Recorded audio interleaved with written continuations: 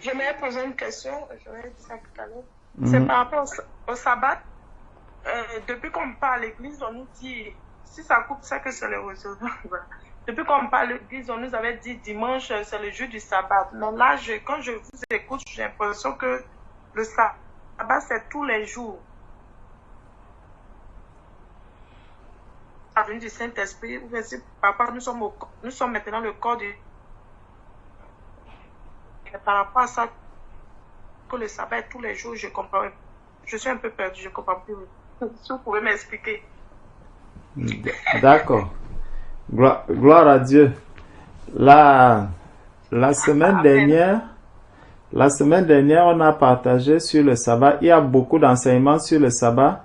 Je vais t'envoyer tous les enseignements qu'on a déjà fait sur le sabbat. Tu entends? Et comme ça, allô? Oui, Oui. J'ai dit, je vais t'envoyer tous les enseignements qu'on a déjà fait, oui. qu'on a déjà partagé sur le sabbat. Et comme ça, tu auras le temps de les écouter de long en large. D'accord. Tu comprends? Mais ce qu'il faut juste savoir, si je peux te faire le résumé, c'est que le sabbat, le Seigneur a fait le sabbat pour préparer l'église à ce qui devait arriver. Est-ce que tu comprends? Parce que quand tu lis dans le livre de Genèse, quand tu lis le livre dans la parole de Dieu dans le livre de Genèse, dans Genèse chapitre 2, on nous dit que Dieu il a fait le ciel, la terre et tout ce qu'elle renferme, et puis on nous dit que le septième jour, il s'était reposé de ses œuvres. Tu vois? Donc, c'est dans Genèse chapitre 2, verset 2. Dieu acheva au septième jour son œuvre qu'il avait faite et il se reposa au septième jour de toute son œuvre qu'il avait faite. Donc, il s'est reposé le septième jour. Et ce septième jour-là, quand tu vas lire, quand tu vois, tu peux te poser la question de savoir, mais comment est-ce que Dieu peut se reposer? Parce que quand on dit que quelqu'un se repose, c'est parce qu'il est fatigué. Mais est-ce que Dieu qui garde Israël, ce Dieu-là qui ne sommeille ni ne dort, est-ce que Dieu peut donc se fatiguer? Bon, tu vois que à partir de là, Dieu encore, il ne va pas s'arrêter simplement à ce septième jour au repos qu'il a eu au septième jour de la création.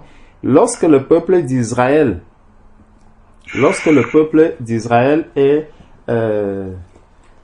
se retrouve maintenant dans Exode au chapitre 20, Dieu va encore leur parler du sabbat, qu'ils doivent respecter le sabbat. Dieu leur donne même comment est-ce qu'ils doivent pratiquer le sabbat. Il a dit que le jour du sabbat, ils ne doivent pas prendre de la nourriture. Ils doivent faire du stock de nourriture pendant 2 jours.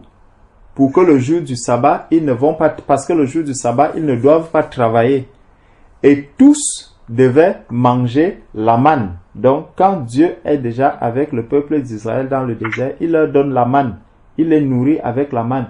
Donc, tous ceux qui pratiquaient le sabbat dans le désert, c'est ceux-là qui mangeaient la même nourriture. Est-ce que donc déjà, aujourd'hui, tous ceux qui pratiquent le sabbat, aujourd'hui, est-ce qu'ils mangent, est-ce qu'ils se nourrissent de la même nourriture? Si nous quittons même le fait que la manne, parce que la manne, c'était, la Bible nous dit que la manne, c'est Jésus-Christ qu'il recevait. Est-ce que donc, le jour du sabbat, tous ceux qui pratiquent le sabbat reçoivent la même nourriture, la même nourriture spirituelle? Est-ce que le message qu'il est prêché ce jour du sabbat est le même partout? La réponse est non. Donc, ça c'était juste l'ombre. Ça c'est juste l'ombre de ce qui s'est passé. Quand tu arrives maintenant dans la Nouvelle Alliance, la Bible nous dit que Christ est notre sabbat. Christ est notre sabbat. C'est pour ça que tout ce que vous allez voir dans comment l'Église est en train de marcher, le Seigneur nous recommande. Le Seigneur nous recommande en nous disant, si on prend par exemple Colossiens chapitre 2 au verset 16, il dit que personne donc ne vous juge au sujet du manger et du boire, ni même pour le jour du sabbat. Donc que personne donc ne vous juge au sujet du manger ou du boire, ou au sujet d'une fête, d'une nouvelle lune ou des sabbats. C'était l'ombre des choses à venir, mais le corps est en Christ, la réalité est en Christ. Donc le sabbat que les hommes étaient en train de pratiquer, c'était une ombre. Ce n'est pas comme ça que les choses devaient se pratiquer. C'est comme les hommes parlent aujourd'hui du temple. Le temple physique qui était là, c'était l'ombre du temple que Jésus-Christ est venu bâtir.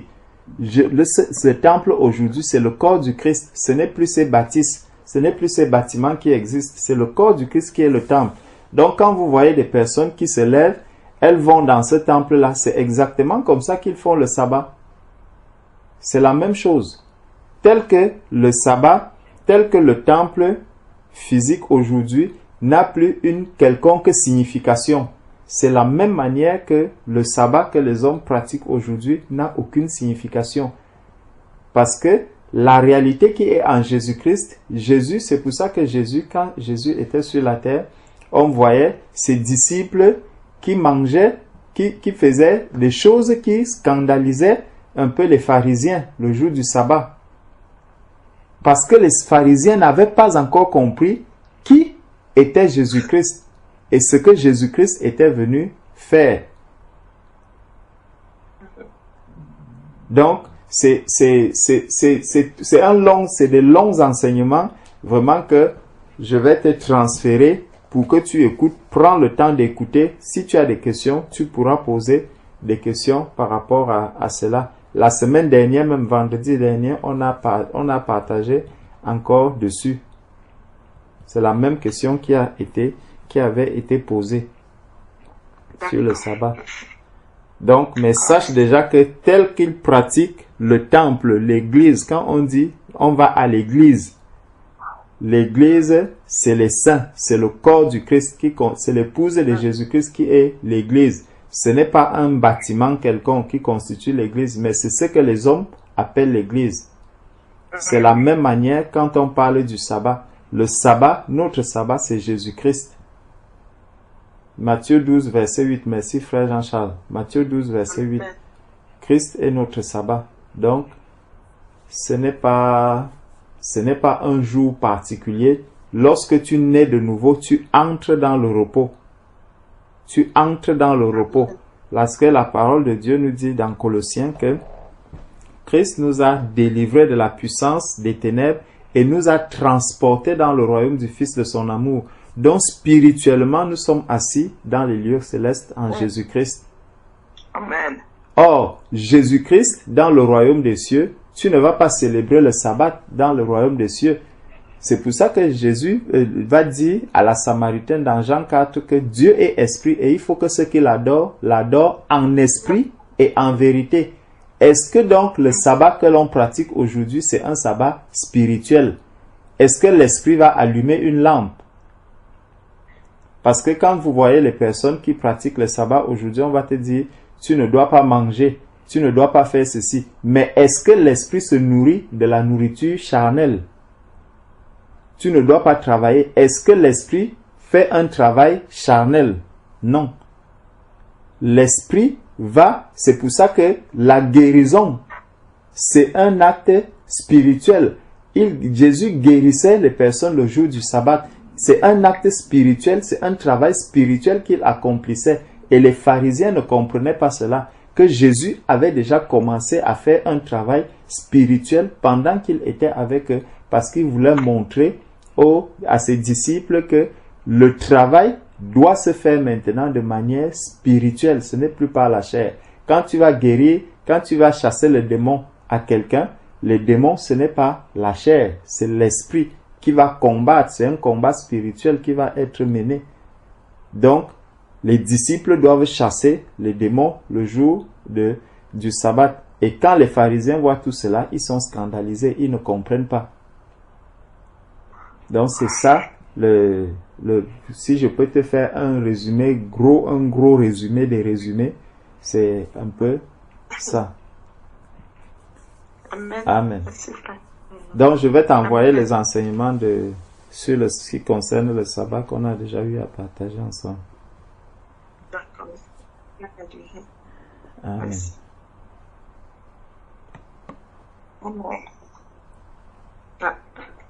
Oui, même sur cette pratique de sabbat-là, parce qu'on dit, voilà, il y a des choses qu'il ne faut pas faire, donc il ne faut pas travailler. Quand la Bible parle, elle dit, ni l'étranger, ni ton fils, ni ta fille, ni ta servante, ni ton bétail, ni l'étranger qui est dans tes portes. Je vois par exemple dans ma famille, voilà, on se dépêchait le vendredi soir. Donc, on finissait de préparer tout ce qu'il y avait à préparer parce qu'on disait qu'il fallait se reposer. Et jusqu'au samedi soir, on ne devait rien faire. Seulement pour aller à l'église, on prenait la voiture, donc on fait travailler la voiture. Même si on prend le taxi, on fait travailler quelqu'un d'autre. Voilà. La nourriture, à un moment, il faut la réchauffer. Alors Dieu dit, tu n'allumeras pas de feu. Voilà. Je pense que c'est Dieu qui a la préscience de toutes choses, savait qu'à un moment, de toute façon, c'est impossible, à part d'être dans comme ça se crée actuellement depuis quelque temps en Israël, des villages ultra religieux où ils essayent vraiment de recréer toutes les conditions pour vivre en autarcie, loin de toute influence du monde. Et Jésus a prié pour que Dieu ne nous enlève pas du monde, mais qu'il nous préserve du monde. Donc, en examinant un peu tout ça, ça peut pas être du vendredi au samedi qui est le sabbat en fait de Dieu. C'est pas possible. En tout cas, voilà. Amen. Amen. Amen. Amen. Gloire à Dieu. Amen. Gloire à Dieu. Amen.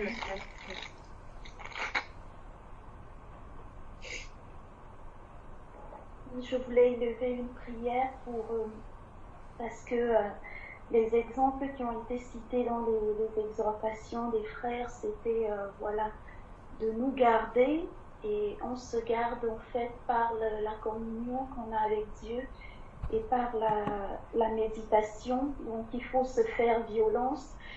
Et quand j'avais mon travail de façon régulière, et même lorsque j'étais à la maison pendant un certain temps, j'avais mis en place un certain plan de combat, d'attaque où la communion avec l'Éternel était passée de quelque chose de difficile au départ à des moments vraiment que mon esprit, que mon âme attendait.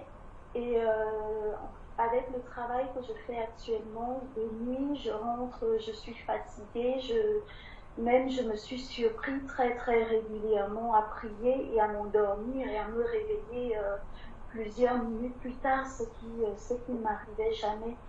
Et je sais qu'au milieu de nous, il y a beaucoup de bien-aimés qui traversent des moments de ce genre également, où on a l'impression que la communion avec Dieu, c'est vraiment quelque chose de... On a du mal à retrouver le programme, si je puis dire, ou la marche, ou l'intensité de la communion qu'on avait avant. Donc pour que l'Éternel nous fasse grâce, qu'il nous conduise en toutes choses et qu'il nous aide dans ces moments. Au nom de Jésus. Amen. Amen. Amen. Amen.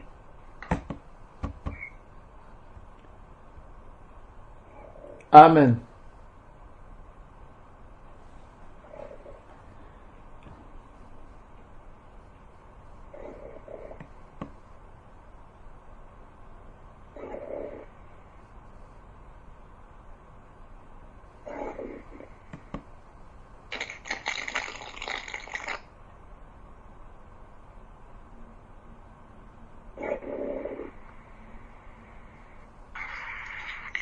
Moi, je voulais donner un petit témoignage par rapport à ce que le frère Jean-Charles a dit concernant garder son cœur, son esprit et tout. Et il a dit à la sœur que c'est vrai, nous sommes nés de nouveau. Et il y a des péchés que nous ne faisons plus. Mais il y a des choses qui sont subtiles, les pensées, les choses comme ça qui peuvent nous arriver. Moi, quand je suis venue au Seigneur, quand j'ai rejoint ma famille, il y a plein de choses que je ne savais pas. Vraiment, le Seigneur a permis, je bénis le Seigneur pour nos frères qui vraiment qui te restaurent, qui te réconcilient avec le Seigneur. Ils nous ont donné des enseignements. Au moment où tu commences à t'accrocher au Seigneur et que le malin ne peut plus t'atteindre, je vais dire, il y a plein de choses dans ta vie que tu dis, ah oui, ça je ne savais pas, le Seigneur a permis que je connaisse maintenant, c'est fini dans ma vie, ça c'est fini, ça c'est fini. Et dans les pensées, souvent on ne se rend pas compte qu'on est en train d'être attaqué. Moi, ça a été mon cas et ça a été difficile. Et je disais, bon, ça, je crois que c'est bon. Hein. Je disais, merci Seigneur, tu m'as donné une famille merveilleuse, mais là, c'est pas ma place. Je ne veux plus rester là. Pas parce qu'ils n'étaient pas bons, je sentais que j'étais indigne d'être là. Ah, mes frères et sœurs, quand je vous en parle, c'est facile d'en parler, mais quand ça se passe, quand tu le vis, au fait, c'est ça la parole de Dieu, comme le frère disait, le Seigneur n'utilise pas les mots pour rien.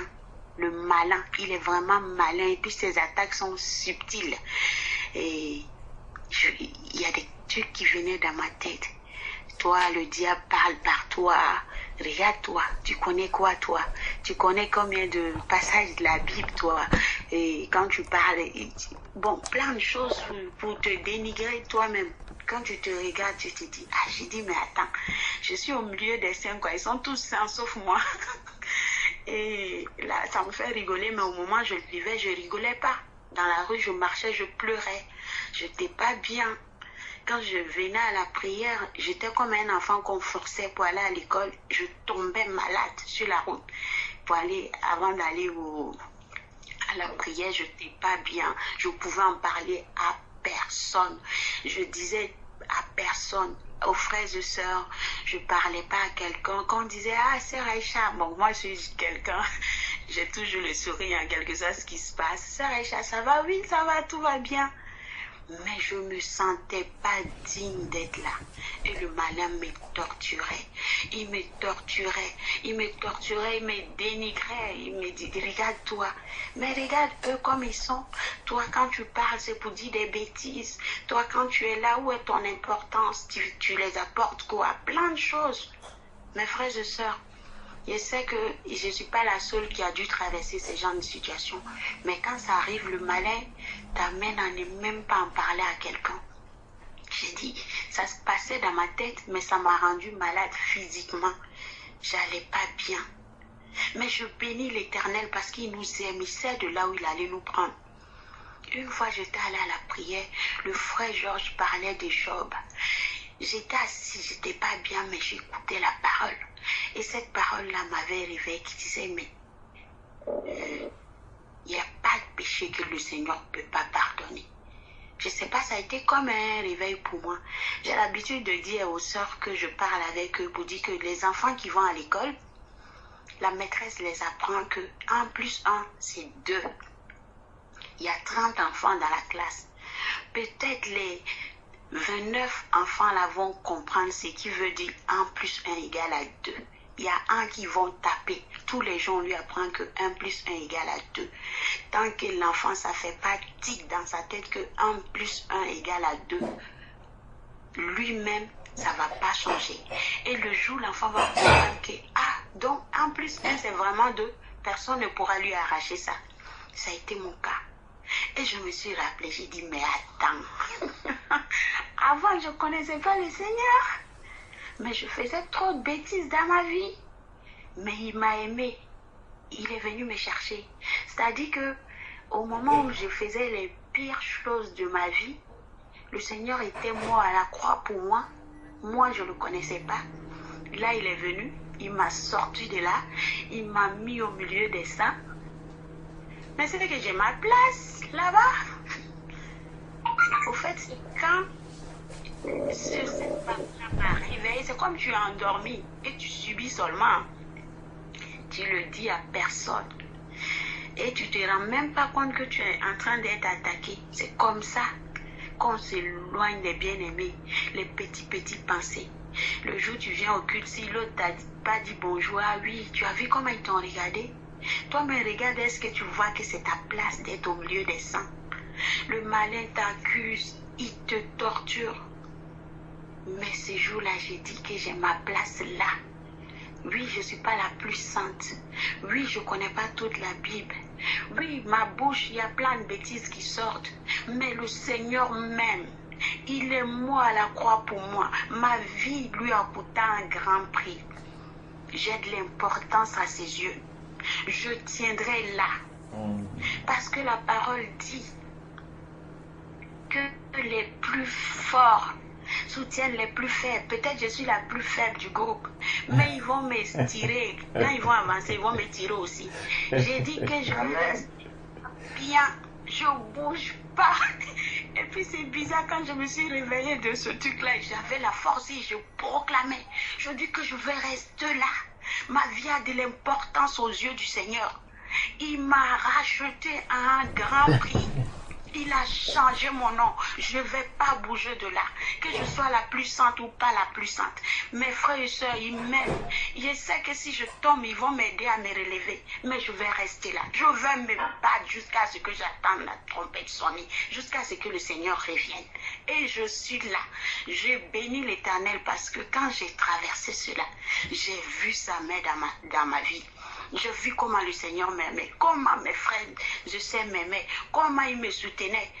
D'un claquement de doigts, tout avait changé. C'est-à-dire toutes les pensées qui me torturaient, qui disaient que je n'avais pas le droit d'être là. Parce que je n'étais pas sage comme les autres. Parce que je n'étais pas tel. Que le malin me torturait avec ça. Eh bien, c'était faux. Je me suis rendu compte à quel point mes frères et sœurs, ils m'aimaient. Comment il priait pour moi, comment il me soutenait. J'ai béni l'Éternel. Mais il faut vivre ce moment-là. Il faut vaincre ce moment-là tout seul. Personne n'allait pouvoir venir m'aider. Même si quelqu'un m'avait dit, Sœur Aïcha, on t'aime. Sœur Aïcha, on est avec toi. Sœur Aïcha, que tu sois fortifiée et tout. Non. Il a fallu que ça fasse tic dans ma tête. Que je me rende compte que je mérite pas d'être là parce que c'est pas par mérite qu'on est là. Mais c'est parce que le Seigneur m'aime. Il m'a fait grâce que je suis là. Et je resterai là au nom de Jésus-Christ. Et j'ai ma roche. Si je tombe, j'attrape les pieds. Quand ils vont avancer avec moi. Quand le bus avance, ceux qui sont assis, ceux qui sont arrêtés, ils vont arriver au même moment. Je m'accroche à eux, je lâche rien. C'était pour dire ça. Soyez bénis, mes frères. Amen. Mon dos est là. Mon dos est Amen. Amen. Sois béni, Sœur Aïcha. Je savais que tu allais le compléter, ce chant-là. Vraiment, Jésus a changé mon histoire. Là où tu Oui, ma sœur, c'est toi d'instruire aussi les autres par ta façon d'être, par tes témoignages, par ton comportement, qu'on soit fortifié. Voilà, quand les autres tombent, c'est toi aussi qui Dieu se sert de toi pour nous redresser aussi. Donc tu as, comme tu disais, toute ta place au milieu de nous. Tu as toute ta place. Sois bénie, ma sœur, au nom de Jésus. Amen. Oh. Merci pour ton amour, ma soeur. Amen. Sois béni. Amen. Amen. Viens monter. Il ne vaincra jamais. On est plus que vainqueurs. Amen. Et continuons à prier les uns pour les autres. Prions énormément, abondamment les uns pour les autres. Ne cessons pas. Prions sans cesse les uns pour les autres. C'est important. Amen. Amen.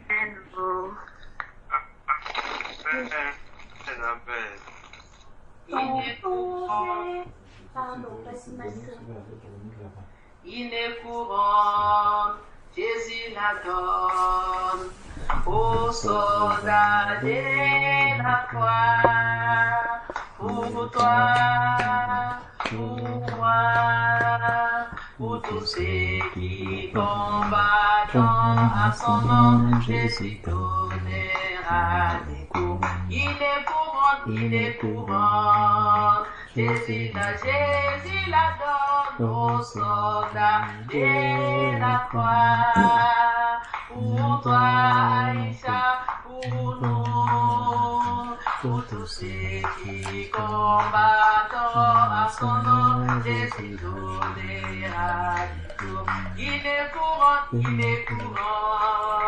Jésus la donne aux soldats de la croix.